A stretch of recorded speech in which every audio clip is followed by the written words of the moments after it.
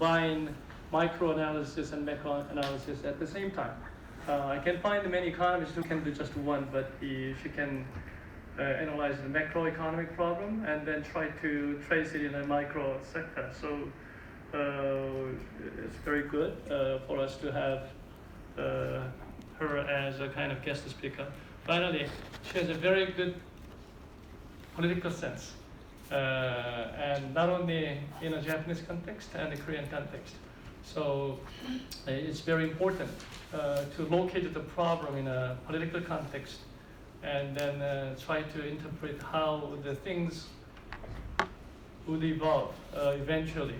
So I asked her to talk about the strengths and weaknesses of Korean economy, and she turned it a little bit milder title. But I think when she speaks up, I think she will surprise me again. So please enjoy the lecture. Thank you. Thank you so much for welcome speech, Deepak. And it is a great honor to introduce Professor Fukagawa's career. So I will just briefly introduce her education and career background.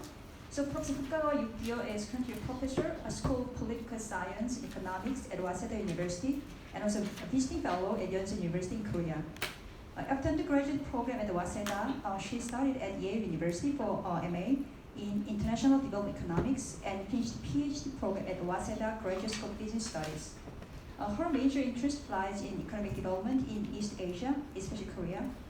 She worked for Japan External Trade Organization, which is JETRO, and also Long-Term Credit Bank Research Institute before joining the faculty member at Aoyama Gakuin University and also the University of Tokyo before coming back to Waseda. She also engaged in many consultation and advisory activities for the government, such as the Committee for Foreign Exchange and the Ministry of Finance, and the Committee for Industrial Structure in the Ministry of Economy and Industry, etc.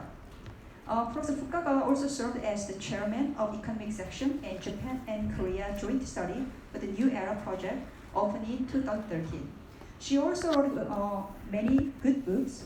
Recent publication includes Economic Development in East Asia, and Japan's Future International Cooperation, and Northeast Asia and Japan-Korea relation in post-financial crisis. So today, Professor Fukagawa, she will deliver a speech on economic reform and growth in Korea, where to find the sequence. So, Professor Fukagawa.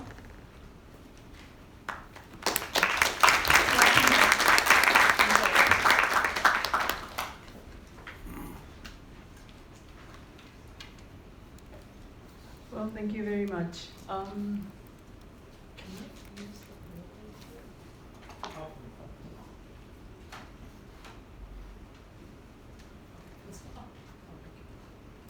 Well, indeed, it's my great pleasure and honor to have a speech here. I've been always with all the staffs as well as the professors of the Graduate School of International Studies since its foundation. I'm getting older, but whenever I come here, I really feel like coming back home. So it's a great pleasure and honor anyway. And today I would like to speak something on the economic reforms and growth in Korea in recent years. And I've been analyzing the experience of both Japan's and Korea's experience.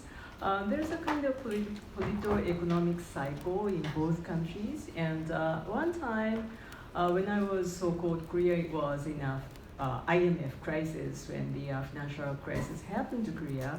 Well, it seems that Korea seems to be far ahead. If just watching from Japan, was going through the speedy restructuring and dealing with the whole huge debt in a quite short period of time. And sometimes we said, oh, we need IMF probably for our country too. But unfortunately, there was no IMF for Japan. But after that, there was enormous pressure for Japan to finally consolidate all the debt during the PM Koizumi time, and then there was a kind political backlash, even a social backlash coming from the society, say that the PM Koizumi has been pursuing so much about the market things, and he has no sense about the social cohesions, or the widening income gap, or even the unequal opportunities for young generations, etc., etc., etc. So after that enormous pressure, our government decided to do something totally different. But that was the end of the very chaotic Liberal Democratic Party's time, and finally they ruined. And they abandoned 55 years of ruling party's positions in 2009. And then we had very different people coming to the political arena, Democratic Party of Japan, and they wanted to do for 3 years. But that kind of political cycle seems to be very much closer to what is happening in Korea sometimes. So my topic is to deal with this kind of comparative perspective, analyzing how the economies is working on the social, even political cycle. Okay, so what I would like to talk is like this. Well, I think Korean economists, actually Korea has a very nice, very well-trained economists. In that terms, Korea is a very rich country in human capital, and they've been discussing, probably Korea is getting like more like Japan. Maybe we may have some chance to repeat the Japanese experience of so-called lost 2 decades or so.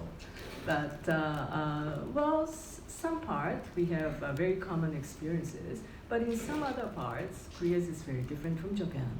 So my topic is that, after all, Korea's development experience is quite a complex one. Korea has achieved such a very high growth in very short period of time. And even if compared with Japan, it's far more complex experiences. So the problems that Korea is now facing seems to be quite complex.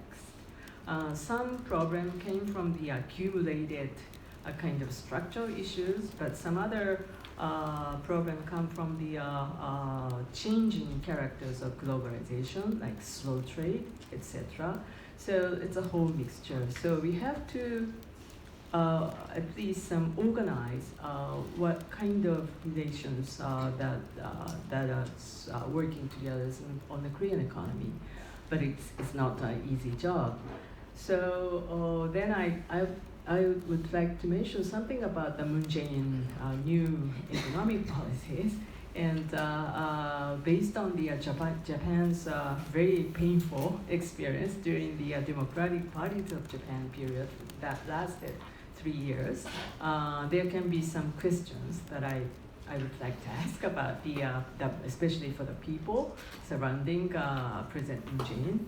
And then finally, still I think there is hope for Korea that can improve certain sectors, so that that is going to tap the potential growth of the Korean economy. So these are my talk. So it's true that we have some common experience in the past, between Japan and Korea. And whenever you enter into the so-called econ department, most of the students are taught like a converging kind of concept, saying that as time goes by, if the latecomers continues to grow faster, you can just, the economy will converge into the leading economy. And but in reality, it's very rare.